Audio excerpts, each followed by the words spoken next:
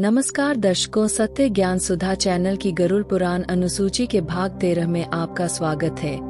आज हम इस प्रस्तुति में आपको बताएंगे कि घर में अपने मृतक पूर्वजों के चित्रा यानी फोटो कहाँ लगे और कहाँ ना लगे। इस संबंध में लोग बड़ी दुविधा में पड़ जाते हैं, परंतु इस विषय में हमारे धर्मशास्त्र क्या कहते हैं।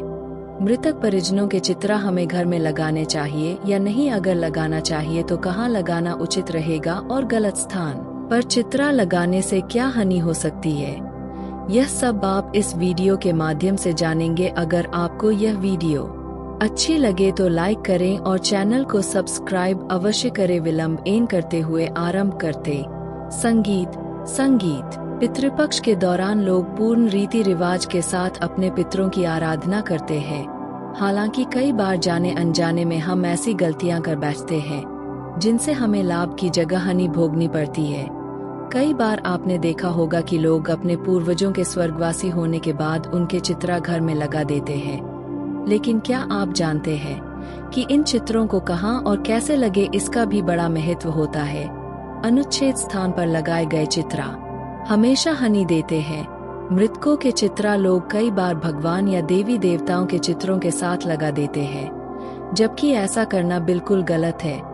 इससे आपको लाभ की जगह हानि ही होगी। देवी या देवता पितरों से बढ़कर होते हैं और ऐसा करना देवदोष माना जाता है। संगीत मृत लोगों के चित्रा घर के मध्य भाग में नहीं लगाने चाहिए, इससे आपका मान सम्मान कम होता है। इसके अतिरिक्त पश्चिम या दक्षिण की दीवारों पर लगाने से भी बचाना चाहिए। इससे धन संपत्ति पितरों के चित्रा घर में एक से अधिक स्थान पर नहीं लगाने चाहिए। ऐसा करने से घर में तनाव की स्थिति उत्पन्न होती है। संगीत इसके अतिरिक्त पितरों के चित्रकार मृत लोगों के चित्रा जीवित व्यक्तियों के साथ कभी नहीं लगानी चाहिए। इससे स्वभाव में नकारात्मकता का भाव फैलता है। पूर्वजों के चित्रों को घर के शयन कक्ष या रसोई में भी नहीं लगाने चाहिए। इससे पूर्वजों का अपमान होता है और घर में हमेशा शांति छाई रहती है। अब प्रश्न यह उठाता है कि मृत परिजनों के चित्रों को हम कहाँ लगे। कुछ वास्तुशास्त्रों के अनुसार यदि घर में पूजा पाठ का स्थान ईशान को यानी उत्तर पूर्व में है तो पितरों के चित्रा को पूर्व में लगा सकते हैं। वहीं यदि पूजा स्थल पूर्व दिशा में हो तो चित्रा ईशान को में लगा सकते हैं। यदि पूजा घर से भिन्न किसी कमरे में पूर्वजों की तस्वीर लगा रहे हैं तो उत्तर दिशा की दीवार पर लगे, जिससे कि पूर्वजों का चेहरा दक्षिण की ओर रहे। यह इनके लिए सर्वोत्तम स्थान है। घर के किसी एक ही स्थान पर पूर्वजों की तस्वीर लगे, वह स्थान ऐसा होना चाहिए जो दिशा दोष से मुक्त हो। जब भी चित्रा लगे तो चित्रा के नीचे किसी लकड़ी के गद्दे का उपयोग करना चाहिए, जिससे चित्रा लटका या झूल हुआ दिखाई ना दे। घर के पूर्वजों का चित्रा केवल आपके देखने के लिए है, किसी दूसरे के लिए नहीं। उसे ऐसे स्थान पर ही लगे जहां पर किसी अतिथि की दृष्टि ना पड़े। आप भी उन्हें प्रतिदिन ना देखें तो ही अच्छा है।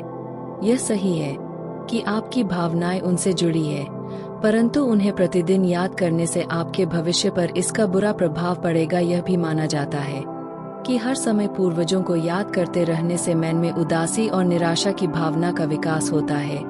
अगर आप अपने पूर्वजों के चित्रा को अनुकूल स्थान पर नहीं लगाते तो आपको कई प्रकार की अड़चनों का सामना करना पड़ सकता है, जैसे मानसिक अवसाद, व्यापार में नुकसान, परिश्रम के अनुसार फल न मिलना, विवाह या वैवाहिक जीवन में समस्याएं, या संक्षिप्त में कहें तो जीवन के हर क्षेत्र में व्यक्ति और उसके परिवार को बढ़ाव का सामना करना पड़ता है।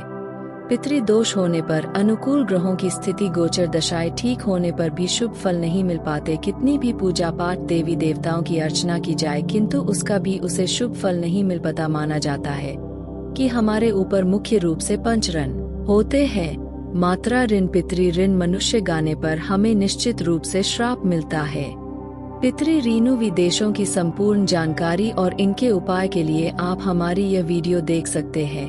पितृदोष मुख्यतः 2 प्रकार से प्रभावित करते हैं, अधोगति वाले पितरों के कारण और ऊर्ध्वगति वाले पितरों के कारण। अधोगति वाले पितरों के देशों का मुख्य कारण परिजनों द्वारा किया गया गलत आचरण, अतिरिक्त इच्छाएं, संपत्ति के प्रति मोह और उसका गलत लोगों द्वारा उपभोग है।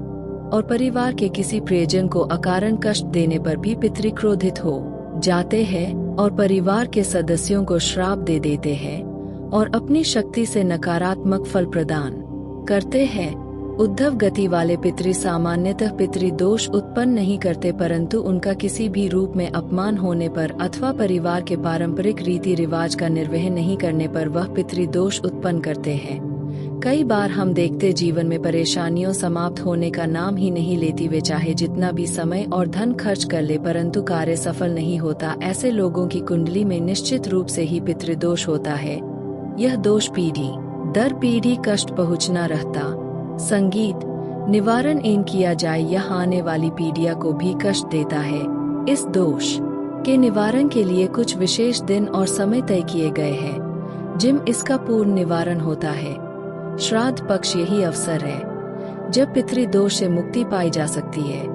इस दोष के निवारण के लिए शास्त्रों में नारायण बाली और नाग बाली का विधान बताया गया है। संगीत अगर आप चाहते हैं कि हम नारायण बाली और नाग बाली इन दो विधों पर संक्षिप्त वीडियो बनाएं तो अभी कमेंट करें। आज के लिए केवल इतना ही। जाने से पूर्व वीडियो को लाइक करें, वह चैनल को सब्सक्राइब अवश्य करें। तब तक के लिए जय जय श्री राम।